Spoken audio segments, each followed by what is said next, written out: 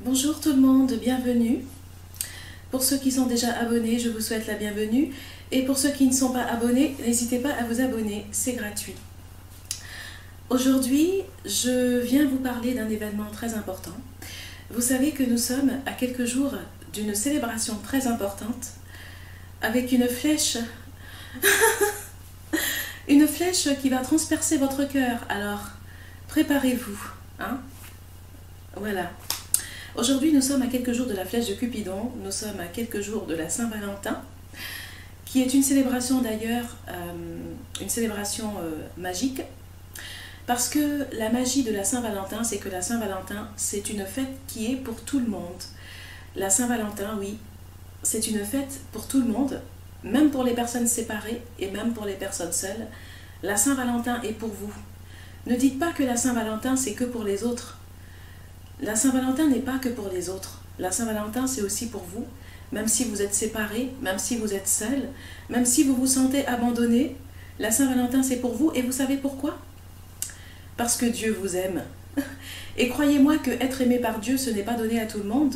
Quand on voit aujourd'hui comment des personnes désespérées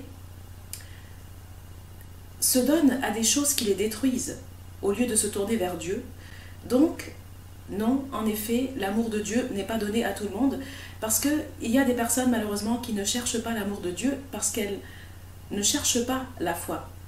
Alors vous allez me dire, je suis envoyée par une église. Je vous rassure, je ne suis pas envoyée par une église, je ne suis pas là pour prêcher. D'ailleurs, je ne vais jamais à l'église. Ma spiritualité, je la fais chez moi. Hein, donc je ne suis pas envoyée par une église, je ne suis pas là pour prêcher au nom d'un tel, de tel pasteur, de tel prêtre. Donc rassurez-vous, chacun est libre, voilà, vous êtes libre d'être chez vous, de croire au Dieu que vous voulez, ce que vous voulez. Moi, je ne suis pas là pour juger les gens. Mais, oui, alors l'amour de Dieu, c'est très important. Et si vous avez l'amour de Dieu, eh ben, je peux vous dire que déjà, vous êtes déjà heureux, même si l'amour de Dieu, ça ne suffit pas. Alors, l'amour, en fait, c'est important. L'amour, c'est... Oui, c'est important si on parle de l'amour en général. Ça commence à l'enfance. À l'enfance, l'amour très important, c'est l'amour des parents. Le premier amour, c'est l'amour des parents. Donc, l'amour de la maman et l'amour du papa.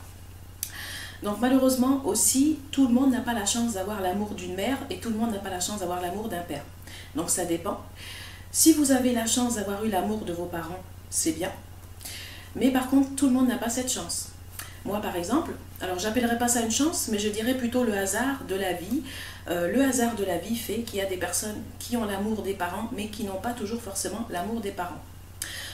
Moi, j'ai eu l'amour de ma mère. J'ai une mère qui est très aimante. Mais par contre, je n'ai pas eu l'amour de mon père, parce que mon père m'a abandonnée quand j'étais... mon père était à côté de moi, bien sûr, mais il ne m'a pas regardée. Mon père m'a abandonnée pour faire de la politique. Mon père m'a abandonnée quand j'avais 6 ans. Quand j'avais 6 ans, mon père est rentré dans un parti politique. Même avant que j'ai 6 ans, en 1984, j'avais 3 ans et demi, presque 4 ans. Et mon père m'a abandonnée pour aller faire de la politique. Et la vie de mon père, c'était la politique. C'était la politique et je ne faisais pas partie de la vie de mon père, au fait, même pas de sa vie. Donc sa vie, c'était la politique, s'occuper que de la politique. En plus, devenir un opposant politique. Donc, je ne sais pas si vous voyez quand vous êtes la fille d'un opposant politique et que vous vous faites montrer du doigt par les enfants dans les cours de récréation. Ah, c'est la fille de l'opposant un tel. À tel parti, ne lui parlez pas, celle-là.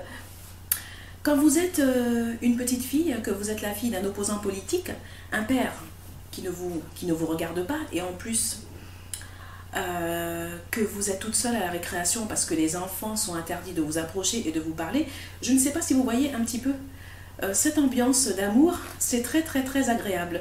Et surtout quand il y a des enfants qui en cachette viennent vous parler, des enfants qui n'ont pas le droit de vous parler, mais « Ah Lucie, hein, tu diras pas à la maîtresse, j'étais avec toi à la récréation. »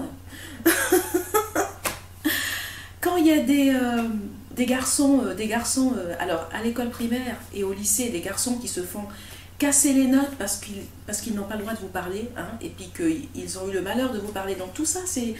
Oui, ce sont des histoires assez drôles, mais pas toujours drôles, qui peuvent arriver quand on est jeune. Donc on a l'amour des parents. Alors, il y a des personnes qui ont l'opportunité d'avoir l'amour des deux parents. Il y en a, c'est l'amour du père, l'autre, c'est l'amour de la mère, ou les deux. Et en dehors de l'amour des parents, il y a l'amour familial. Il y a l'amour familial, les tantes, les cousins, les tontons. Donc des fois, pour certains enfants qui n'ont pas la chance d'avoir des parents, il y a aussi la tante, la tantie, l'oncle, je sais pas, ou un cousin, un grand cousin qui peut peut-être s'occuper de l'enfant si les parents ne sont pas là, qui peut remplacer, qui peut remplacer les parents. Même si les parents, on ne peut pas remplacer des parents parce qu'une maman, ça ne se remplace pas vraiment, et un papa non plus. Donc, mais quand même, l'amour familial. Ensuite, il y a les amitiés. Bon, c'est une sorte, c'est pas vraiment de l'amour, mais c'est une sorte d'amour, on peut dire, d'attachement. Les amitiés à l'école, les petits copains, les petites copines à l'école. Et ensuite, on grandit, et là, on découvre un autre amour, arrivé à l'adolescence. Là, c'est un autre amour qui est un peu compliqué. Ça devient un petit peu plus compliqué parce que, d'un côté, il y a l'amour spirituel, donc l'attachement, l'amour spirituel, aimer quelqu'un, aller dans la direction avec une personne, se sentir proche d'une personne, aimer une personne, être tolérant, accepter qu'une personne n'est pas forcément parfaite, mais aimer une personne comme elle est, aider une personne à avancer, voilà, il y a l'amour, cet amour-là. Donc d'un côté, c'est pas évident parce qu'il y a l'amour spirituel et il y a l'amour physique à côté. Ça, c'est encore autre chose. L'amour physique qui est différent de l'amour spirituel, qui n'a absolument rien à voir, mais qui sont deux choses qui vont ensemble. Mais il peut également y avoir que l'amour physique, mais pas l'amour spirituel. Mais en général, les amours qui tiennent le plus, les amours qui sont le plus solides, en général, sont les amours qui sont physiques et spirituels. C'est-à-dire que quand je sais pas, vous faites votre vie avec quelqu'un, si vous avez que l'amour physique ne suffira pas. Il faudra qu'il y ait aussi le côté spirituel.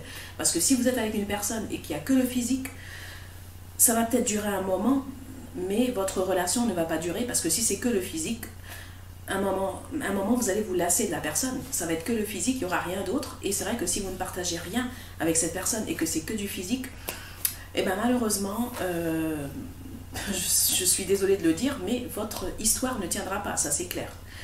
Parce que pour vraiment une relation solide, il faut qu'il y ait le côté spirituel, le côté physique, mais le côté spirituel, les deux. On ne peut pas avoir que le côté physique, le côté voilà, corporel, ça ne suffit pas. Donc, comme on dit que l'être humain, il y a le corps, mais il y a aussi l'esprit.